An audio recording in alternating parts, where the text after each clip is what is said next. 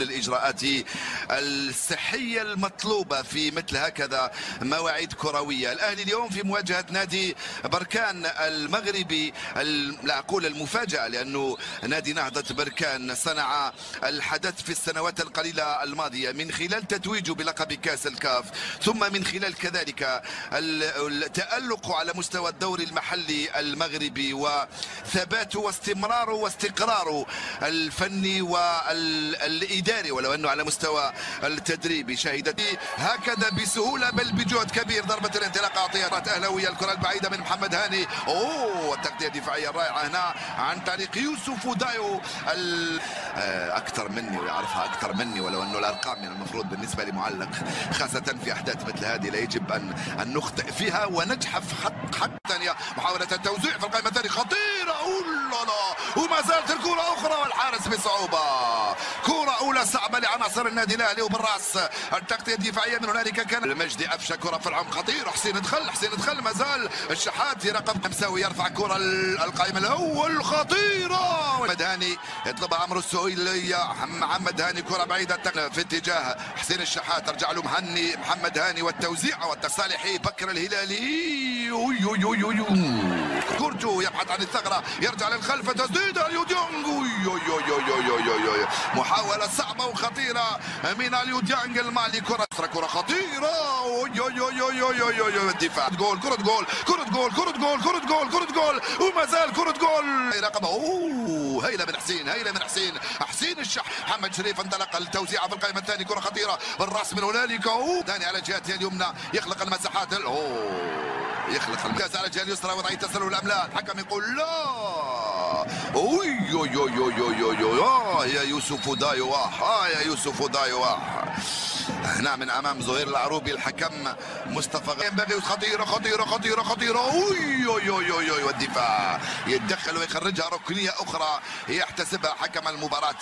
الكره ملعوبه خطيره 20 السنه الماضيه يتمنى ويحلم انه يفوز بكاس السوبر، بعدين فريق يفوز بلقب قاري وهو الذي لم يفوز بلقب محلي. نتكلم على الكره مرفوعه في القائمه الثانيه، بالراس مرت سلامات هذه الكرة على يسار محمد الشناوي، راحت اليمنى، يفضل الكرة البعيدة في العمق، التغطية دفاعية رائعة، ما زالت كرة النمساوي وما زالت الخطورة مرة ثانية لعناصر النهضة الهلالي، لعناصر نادي نهضة بركان، بعيدة من هنالك ناحية دايو، هي خارج الكرة مرفوعة بشكل في القائمة الأول. الكرة الملعوبة البينية ما زالت خطيرة لصالح عناصر النهضة، والتسديد يا جور، راح محسن يا جور، حسين ما زال الشحات ما زال عنده الكرة الآن، يحاول يمر يقطع، وصلته محمد يرسل كرة بعيدة تماما في القائمة الثانية، يلعبها على الجهة اليسرى محمد هاني، والتوزيع الكرة لم تمر ببطولة وبرجولة كبيرة.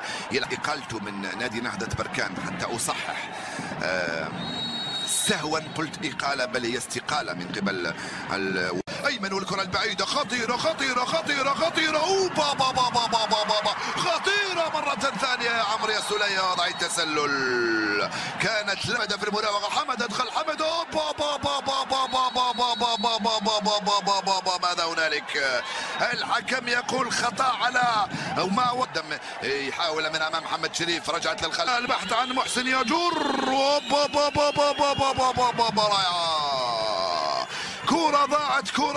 كرة ضاعت، فرصة ضاعت، بقوان توج مع نادي الوداد من قبل اللاعب محمد فرحان، ثم الانطلاقة مصرية خطيرة، حسين الشحات، محمد عزيز على الجهة اليسرى، محمد فرحان، العربي الناجي، كروش، بكر،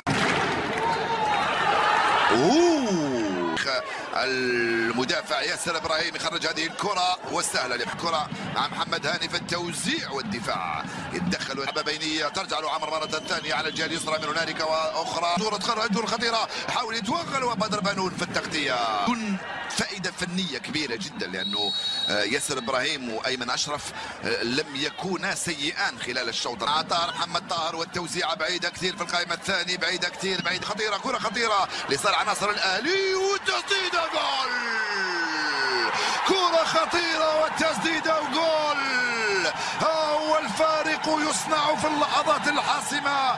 هي الخبرة والتجربة التي تصنع الفارق بالنسبة لعناصر النادي الأهلي. استلمها محمد الشريف بيمناه ودار بيسراه وحطها في الجول في الدقيقة 13. 31 كروش 30 سنة، يعني اليوم قضى عليها العودة إلى الخلف. العربي الناجي ضاعت مجددا عمرو السلية والخطأ، والحكم يرجع ويصفر الخطأ لنهضة بركان ارتكبه. محاولة البحث عن الضربة القاضية الآن محمد هاني ما زال عنده الكرة الآن، يدخل بينية، كرة خطيرة كرة خطيرة خط الدفاع قوية مرة ثانية مجدي أفشة، والكرة في الركنية يحتسبها الحكم المساعد. الخطر ما زال جهة اليسرى يصل عناصر النادي الأهلي. الكرة من كرة أخرى تنفذ من علي المعلول، خطيرة الدفاع يتدخل والحكم صفر خطأ لدفاع. عموما هناك اسماء شهرة. علي معلول على الجهة اليسرى، الكرة مرفوعة وخطيرة. صالح الشلبي في تشكيلة الأهلي، كرة خطيرة كرة خطيرة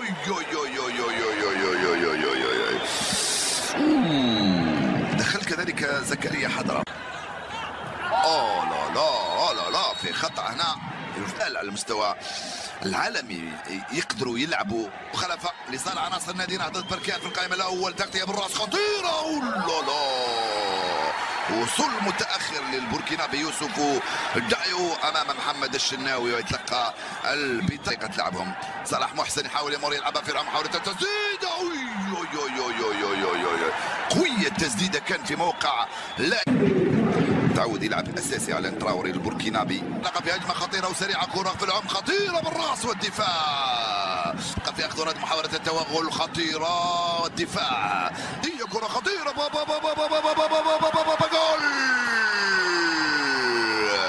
جول جول جول جول جول يفعلها صلاح محسن ويسجل الهدف الثاني القاتل للأهلي عند الدقيقة 88. 3 كرات كانت كافية للأهلي لهز الشباك مجددا وتسجيل الهدف الثاني. لا تنسوا الاعجاب بالفيديو والاشتراك في القناة تشجيعا لنا لنستمر بنشر المزيد إن شاء الله.